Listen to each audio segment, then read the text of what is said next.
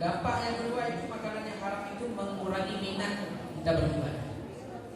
Kalau ada rasa-rasa kita itu ingin ibadah kepada Allah itu kurang, begitu kita ingin ibadah itu kurang, minatnya kurang, terasa beban.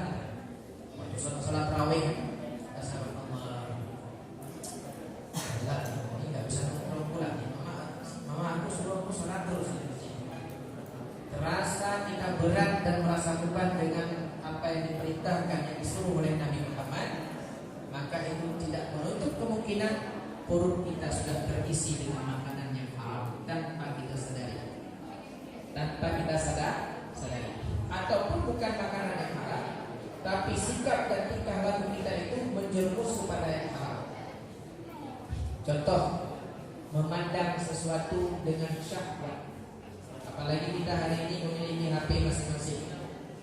Bulan Ramadan, ya, jadi dorong oleh nafsu kita sehingga kita menonton sesuatu yang bukan tontonan kita. Maka tontonan seperti itu hukumnya haram, dan keharaman itu berefek kepada minat ibadah kita. Di saat kita ingin berhadapan dengan Allah, karena tontonan haram tadi, merasa malas kita berhadapan dengan Allah. Tak ada konsentrasi, tak semangat, terasa berat. Kalau ini yang dirasakan, maka tontonan-tontonan yang tidak halal ditinggalkan. Kalau tidak ditinggalkan, berefek kepada sikap dan perilaku kita, termasuk kita minat ibadah kita itu berkurang. Maka perlu hati-hati. Efek daripada makanan yang haram tadi dan juga perilaku yang haram, doa kita tidak diterima oleh Allah. Banyak orang berdoa, beri itu ya Allah. Banyak kita berdoakan, apalagi di bulan suci Ramadan ini, doa-doa kita itu adalah makbul. Doa-doa kita itu adalah mustajab, cepat diterima oleh Allah. Akan tetapi doa kita sampai satu pun kepada Allah. Apa faktornya? Makanannya tak halal. Cara kita memperoleh makanannya pun tak halal. Lalu sikap dan perilaku kita itu adalah sering tidak halal, sering kita melakukan pekerjaan yang haram, termasuk tontonan. Adapun ucapan kita sering berkata kasar. Berkata kasar itu adalah hukumnya haram. Dikit-dikit temenah. Maka temenah itu kalau sudah menjadi kebiasaan, yang haram, ucapan yang haram itu berubah seolah-olah itu halal, seolah-olah itu adalah boleh. Maka perlu hati-hati. Ketika saat itu doa kita banyak-banyak kepada Allah, tak diterima oleh Allah.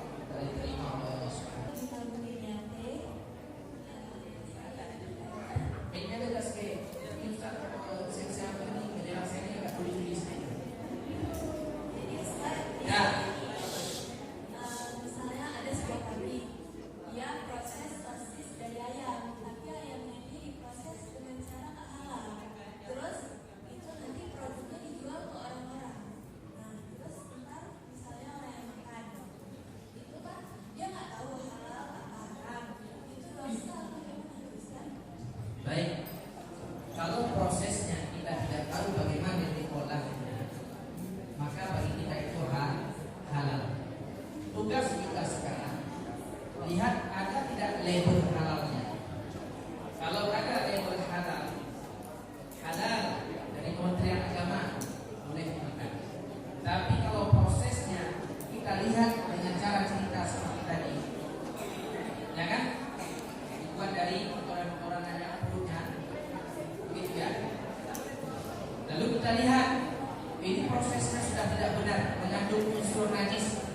Bagi kita yang mengkonsumsi makanan tersebut setelah jadi, hukumnya haram.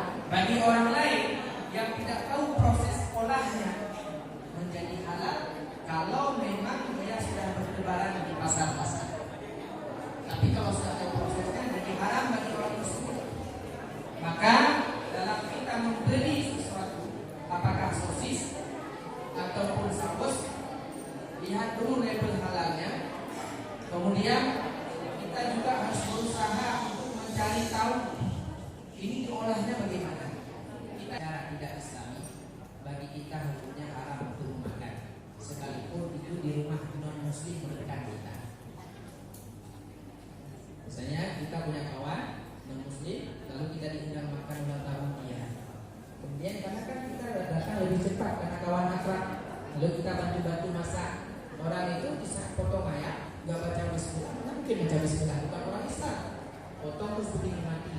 Kalau kita lihat langsung, haram bagi kita untuk konsumsi. Bisa membuat kita itu menjadi daging yang haram yang nantinya akan membuat kita itu terhalang untuk tidak terima amal ibadah kita 40 hari. Gara-gara makanan itu. Pahami? Bagus. Silakan. Dinamika.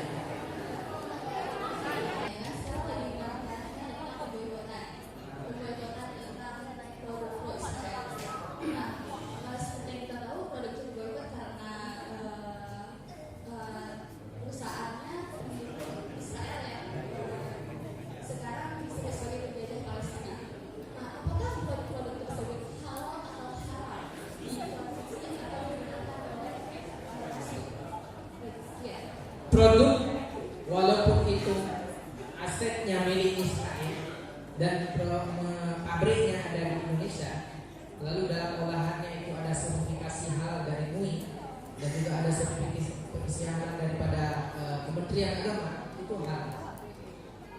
Halal. Contoh Coca-Cola, halal kita minum Coca-Cola karena memang dia dibuatnya di sini, diolahnya di sini, dan ditinjau secara langsung oleh Majelis Ulama Indonesia, lalu diputuskan Coca-Cola itu halal. Terus yang menjadi pertanyaan, kita boikot tentang produk Yahudi itu halal atau haram? Memboikotnya, boikot bukan makanan yang sudah menjadi halal, tapi kita boikot agar ekonomi ataupun hasil daripada penjualan mereka itu terkurangi, maka itu hukumnya boleh hukumnya kalau kita boikot produk-produk yang secara jelas milik daripada perusahaan-perusahaan besar dari kalangan yang memang pemiliknya itu adalah yang hasil dari penjualannya itu mengalir ke sana hasilnya, lalu kita putuskan tidak kita beli, ya itu boleh hukumnya. Ya kan tadi saya bilang pamer itu haram kan Ustaz? Pamer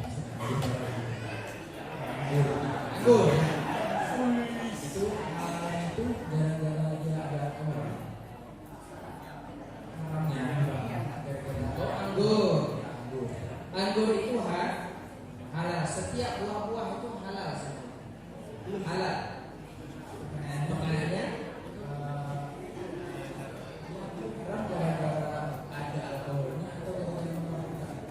bagus. Kenapa anggur itu kok bisa haram ya? Haramnya anggur itu bukan haram buahnya, tapi olahannya itu, sehingga ketika dikonsumsi memabukkan berubah menjadi haram. Haramnya apa? Hasil dari buah anggur itu setelah diproduksi membuat air anggur itu memabukkan, maka itu haram. Bukan haram karena zatnya itu tadi halal, lalu prosesnya itu berubah menjadi haram, maka tak bisa dikonsumsi. Berarti itu namanya haram li ghairihi, haram selain zatnya, halal karena prosesnya, cara olahnya, sehingga melahirkan ketika dikonsumsi memabukkan, haram. Kira-kira begitu. Diputar langsung oleh Nur Zaitun pada 27 Maret 2024 tentang makanan dan minuman yang halal bagi bayi.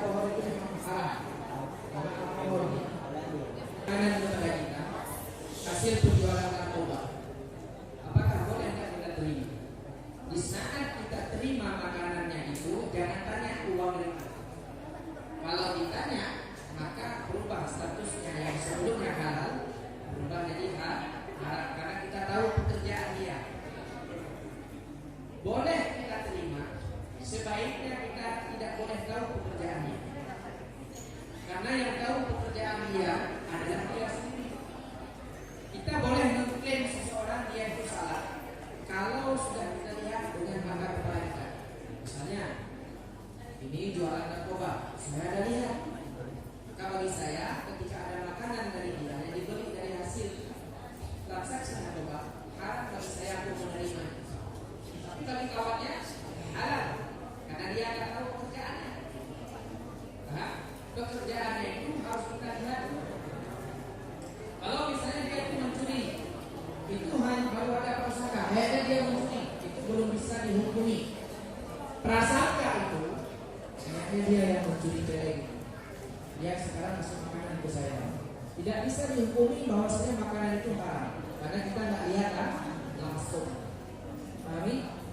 Jadi untuk menghukum makan halal ataupun haram, kita bisa lihat langsung, baru bisa kita putuskan. Dan setelah kita putuskan sendiri, hukum itu berlaku bagi kita saja. Sementara orang lain, ya tidak boleh kita putuskan, karena kita bukan pemberi fatwa. Jangan makan.